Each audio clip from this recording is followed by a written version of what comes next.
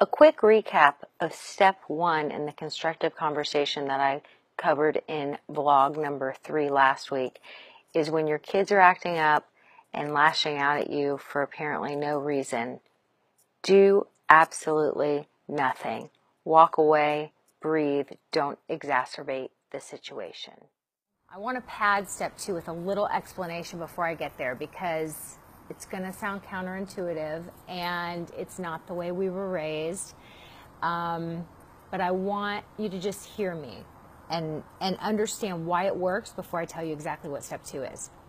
So, you know when you're in, like you've had a bad day or a bad moment and you're just kind of pissed off, and really anything that comes your way at that moment, if somebody gives you a suggestion or criticizes you in any way, it just sets you off more.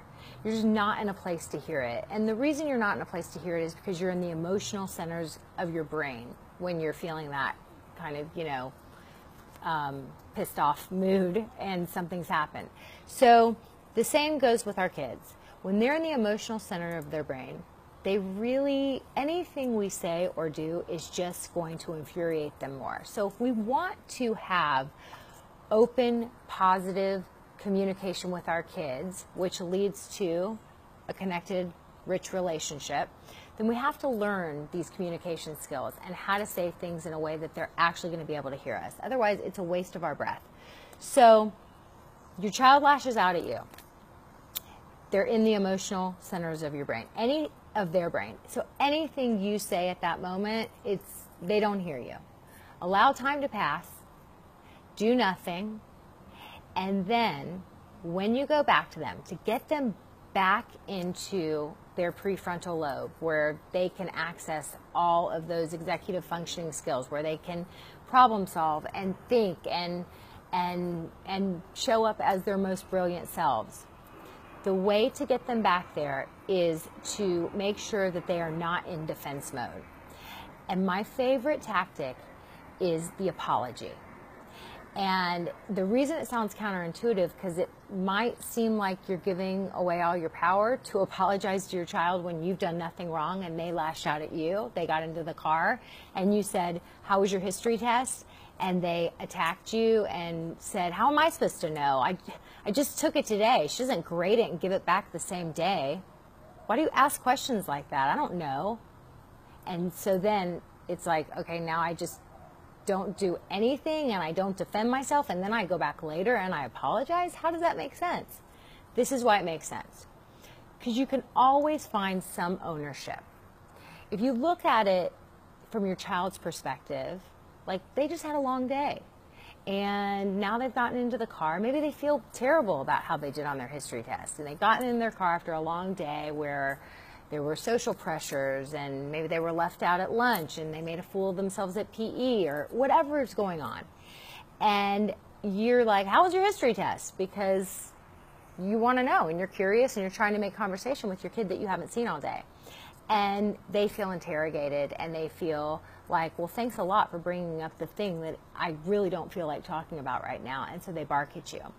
So when you go back and you apologize, what it does is it puts them in that portion, it takes them from the emotional center and back into the portion of their brain where they can actually hear you. And it usually goes something like this. "Hey, earlier when I asked you about your history test when you got in the car, you kind of snapped at me.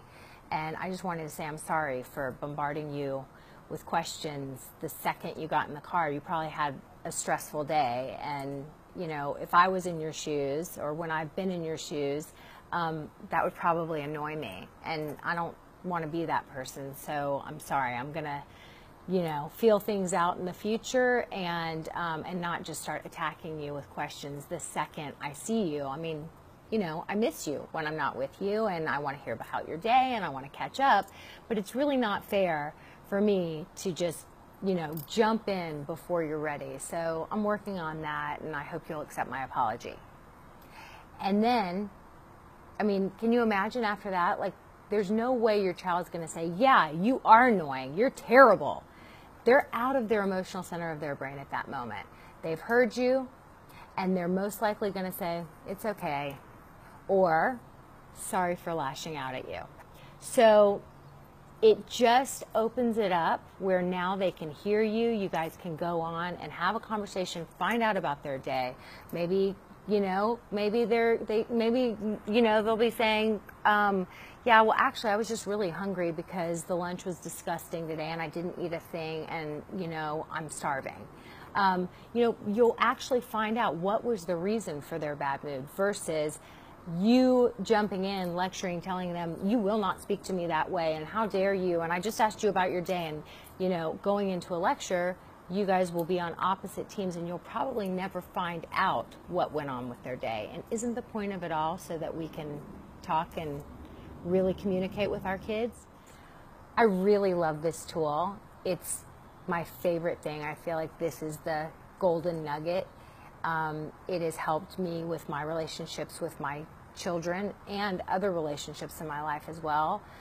It particularly works great with teenagers, but also younger kids.